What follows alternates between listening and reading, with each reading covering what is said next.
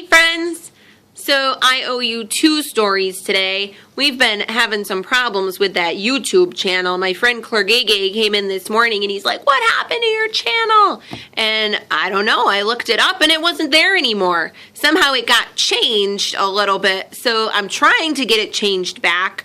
Now I want to make sure that I'm updated with your stories. So I owe you 2 today. I have the first one picked out and ready to go. The second one I'm going to need to think on about what kind of story I want to share today. But this one was already picked out. This one you're really going to like.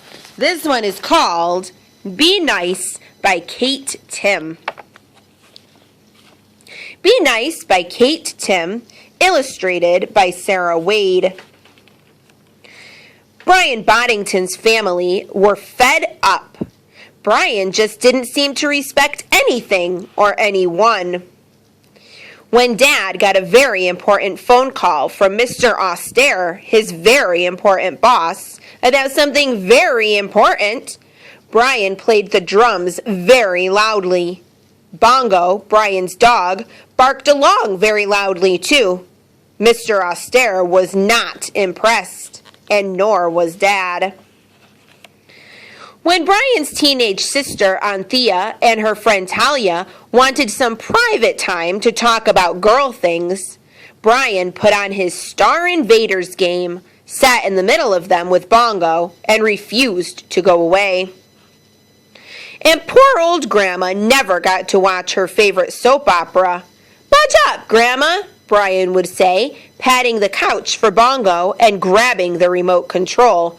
"It's time for Pete the Plasterer."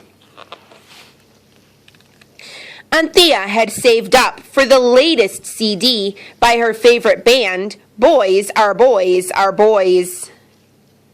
Brian was playing frisbee in the garden with Bongo when the frisbee snapped in two.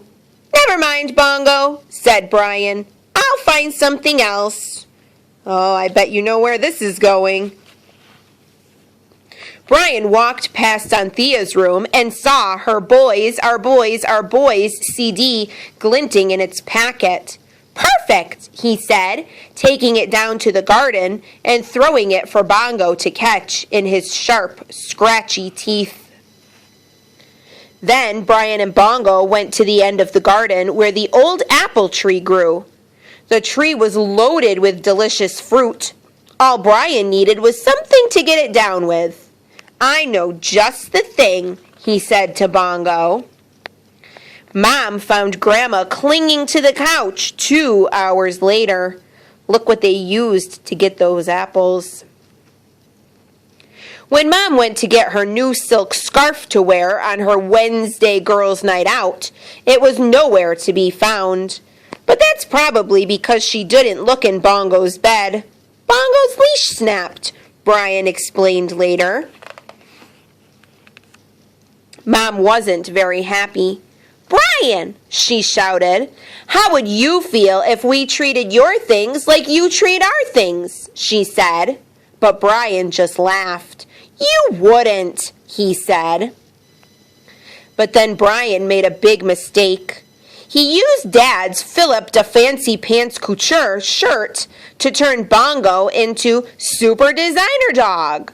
And Dad was mad. Mom called a family meeting without Brian or Bongo. "It's time to show Brian what he's doing wrong," she said. Everyone agreed, even Grandma. Anthea borrowed Brian's Star Invaders game and simply couldn't find it when Brian wanted to play it. Mom bought a baby-sized Pete the Plasterer t-shirt and pretended it was Brian's. "Oopsie doopsie," she said. "It must have shrunk in the wash." And when Brian was watching Fabtastic Soccer Facts, Grandma changed channels to Old Doctors in Hospital and sat on the remote control. And when Brian was building Dogopolis Mega City out of blocks, Dad put on one of his old rocker CDs so loudly that Brian jumped out of his skin, knocking all the blocks over and ruining Dogopolis forever. "Dad," Brian shouted, "you ruined my game. What is wrong with this family? Anthea's lost my stuff, Mom's ruined my t-shirt, and even Grandma's being really selfish. Nobody treats me or my stuff with any respect. I mean, how would they feel if I took their stuff, or ruined their game, or—" "Oh," said Brian. "Ah," said Brian.